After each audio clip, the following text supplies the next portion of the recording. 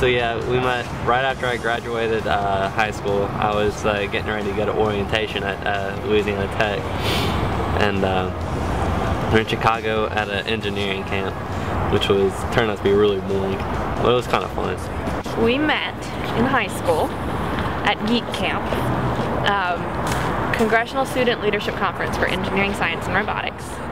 It was the summer after my junior year of high school, after he had graduated high school. The day we met, we were placed on teams throughout the week to solve engineering problems, and we were introducing ourselves on the team, and we had some free time, and there was a computer in the room, and the computer was hooked up to the projection system so that even if you weren't standing at the computer, everyone in the room could see what was on the screen. So yeah, I went up to the computer in the classroom where we were sorted into, and I got on dictionary.com and looked up your mom, because that was a funny thing to do. And Tyler ran to the front of the room and sat down at the computer, and we all gathered around him, and he decided to go to dictionary.com, and because we were in high school, he decided to search your mom in the search bar. And dictionary.com said, "Your mom, do you mean Mormo?" And he clicked on the word Mormo, and it gave the definition as being a boogie monster, basically. It said a hideous she-monster, the exact words. So I read it and said a bugbear and all sorts of other stuff. That was the only thing I really noticed. And it was like hideous she-monster, all that kind of stuff I learned afterwards. Turned over my shoulder, and there's this girl standing there, and just went, "You're a Mormo." And he turned and he looked at me because I was the only person next to him, and he said, "You're a Mormo." And I smacked him across the face because he had essentially told the whole class that I was hideous, and I didn't really appreciate that. I didn't know who this was, just know she was in my group, and she was right behind me, and happened to be the first person I saw after reading that. So I said, "You're a Mormo," and then I got slapped. But I thought he was really cute, so I continued to hang out with him throughout the week. And one night we were sitting around during free time watching Fight Club, and he kissed me, and I was completely shocked. So obviously I started hanging out with her, and I kissed her during Fight Club.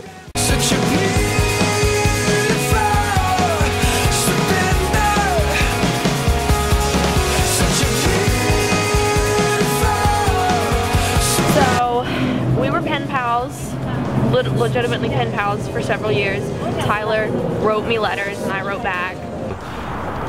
After that camp, we kept in touch. We wrote letters back and forth, like actual physical letters. So it was pretty cool. He would call me on the phone, but we were just friends. I was dating other people, he was dating other people. Went to school, we got Facebook, and we still kind of kept in touch. I'd call her house from time to time. And I still don't know if her parents would realize, they probably do, that I was the guy to always call up and be real nervous and like, is Amanda there? And then one May, it was Memorial Day weekend of my sophomore year of college. I guess earlier in the spring we had started talking again on Facebook, and I just said, "Hey, do you want to come visit me? You know, I'm doing this internship in DC. It's pretty cool.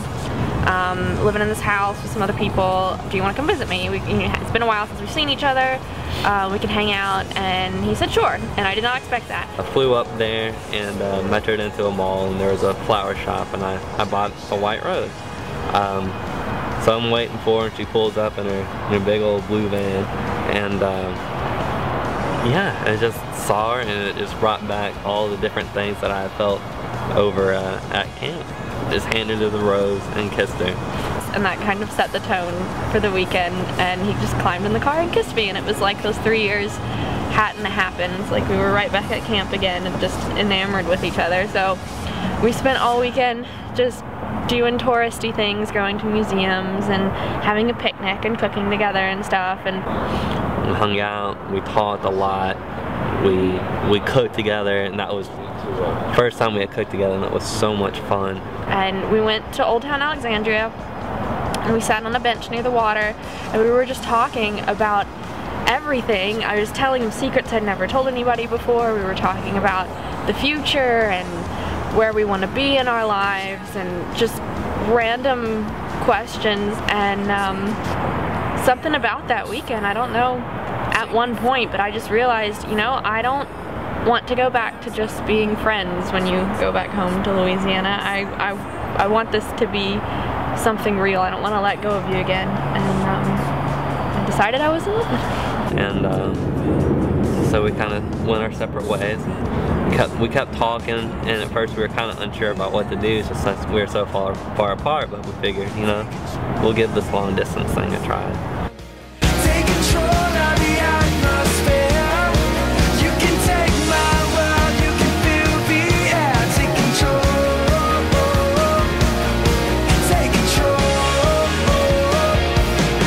Such a beautiful.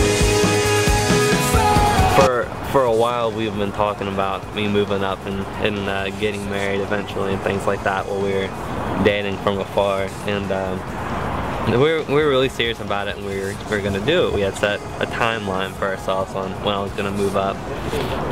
And we were shooting for, at the very least, Christmas time. Jewelry store that they were going through rings, and they had a lot of different engagement rings out and things like that. And I looked, and I found one. It was perfect for what she wanted. And this was back in April. And you know, Amanda had no clue what was going on, and it was perfect. The only one that they had, it turned out to be the perfect size, so I knew I had to get this ring. Surprisingly enough, I was able to move in September. Not long after I moved, we had gotten settled in. We had gone out one night, and she found a thing of things to do in Northern Virginia in the winter months, and one of them was the Nutcracker. It's my favorite ballet, and it's a Christmas tradition. So I said, Tyler, you're coming to the Nutcracker with me. So September, in my head, I'm thinking, check, that's what I'm going to propose. So we went to see the Nutcracker, but it was fun. It was wonderful, and he was kind of nervous all night. I guess I kind of knew something was up, but I honestly didn't think he was going to propose that night. We get out to the car. We were trying to remember where we parked. We're walking. It's freezing. We finally find the car, and he opens the door for me, and I said, oh, how sweet. And then he stands in front of it, and he won't let me get in the car. I said, okay, Tyler, come on, it's cold. And he puts his arms around me, gives me a hug, and I said, okay, that's sweet, but it's cold, let me get in the car. And he says, do you love me? And I said, yes. And he says, are you sure? And I said, yes. And he says, do you want to spend the rest of your life with me? And he got down on one knee, and he was holding my right hand, and I just said, are you really doing this right now? And he pulls out a box from his coat, so I switched hands really quick and put my left hand in his hand, and he probably said something really sweet and poetic, and put the ring on my finger, and I started hyperventilating. So I pull out the ring and I put it on her hand, and luckily she can't remember anything, because she did start hyperventilating once I pulled the ring out of my box. So I really didn't say anything that poetic, because I was really nervous and cold. And I just threw my arms around him and screamed and jumped up and down, and then we got in the car because it was really cold, and the first rational thing that I said was, I need to call my mom. But she started hyperventilating, jumping up and down, and kissed me, and she didn't say yes. We got in the car because it was cold, and she got on the phone. She's like, I gotta call my mom. First thing she said after I proposed, I gotta call my mom. And for the week before, I had been talking to her sisters. I called, get her dad's phone number, call her dad, ask for permission, so they knew what was going on. They knew when it was gonna happen. So like, her sister keeps texting me all throughout the week, like, have you done that? When are you gonna do it? When are you gonna do it? When are you gonna do it? And I'm like, hold on. Just, I'll tell you when it happens, don't worry, Amanda will call you. So Amanda's getting suspicious this whole time, because her sister's all constantly texting me, asking me what's going on. Like, who is that? Who is that? No one, don't worry about it. So yeah, she gets on the phone, and then everyone's like, did it happen? Did it happen? Yes, it did. How'd you know? Oh, Tyler told us last week. And I started calling my parents and my siblings and all my friends, and he started calling his parents, and at one point somebody asked him, well, did she say yes? And he looked over at me and he goes, actually, I don't think so. And so I put my phone down and I said, yes, the answer's yes, in case you haven't noticed. And then it's like, well, did you say yes? I don't remember. Yes. And that's how we got engaged.